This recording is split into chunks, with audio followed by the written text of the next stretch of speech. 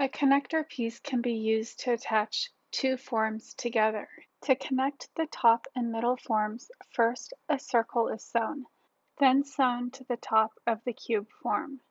Then the connector piece is sewn to the top form, leaving 3 inches open to stuff the connector piece before completely sewing the connector to the top form. First, the sides of the connector piece are sewn together. Like all the pieces, placing the right sides of the fabric together along the edges, sewing along the 1/4 inch line that was drawn as a sewing guide. Remember, when starting to sew, leave 1/4 inch at the bottom and the top of each piece unsewn so the seam allowance for the next piece is free. This seam is sewn using the back stitch and secured at the end of the stitch line by stitching down, then back up, and then down again before clipping the thread. Once the seam is stitched, the ring is right side outed, placing the stitched line inside of the ring. After the ring is right side outed, the seam allowance is folded down. That's the 1/4 inch line that is drawn all the way around the inside of the ring. The folds are firmly pressed with the forefinger and the thumb. This can also be ironed to keep the seam allowance inside of the ring, but the pinching method also works. The ring is pinned onto the stuffed cube, first measuring the position of the ring on the cardboard sculpture to make sure the ring is the same shape on the soft sculpture as it is on the cardboard sculpture. As the ring is pinned to the soft cube, the seam allowance is folded to the inside of the soft sculpture. A ruler is used to measure the positioning of the ring to make sure the position is correct. Straight pins can be pushed directly into the seam allowance down into the soft sculpture. Later, a straight pin will need to connect the two pieces of cloth by pinning it sideways rather than straight into the soft sculpture to secure the positioning. Pushing the straight pins straight down in the beginning is a good way to start positioning the ring.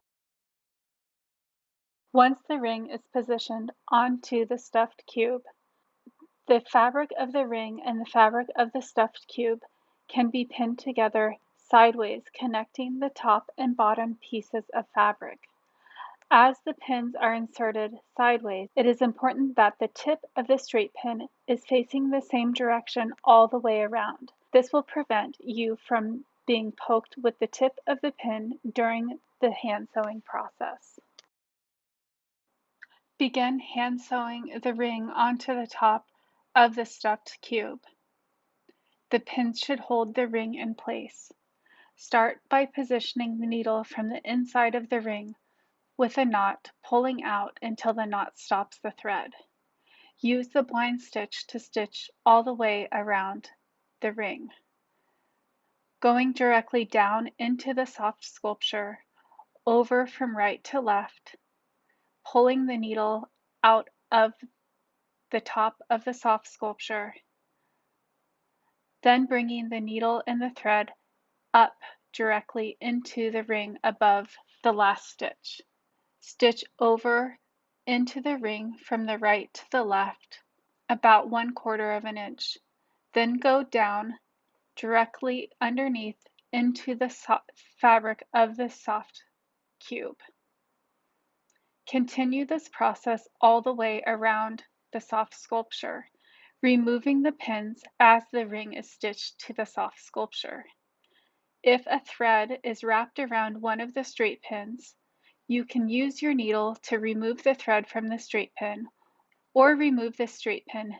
As you're sewing, be careful not to puncture yourself with the needle. Keep a space between your hands and the tip of the needle when it is coming out of the fabric. If sewing in an area where the fabric is thick or doubled, using the thimble can help to push the needle through the thicker piece of fabric. Sew the connector ring all the way around, connecting it to the top of the soft cube. After it is sewn all the way around, make sure to stitch backwards and backwards to secure the final thread. After the ring is sewn onto the soft cube, repeat the process sewing the first form onto the ring, first folding the seam allowance of the ring inside, then attaching the top form to the ring with straight pins. Follow the same process that was used to sew the ring onto the fabric cube. Stuff the ring with wool batting through the unsewn hole.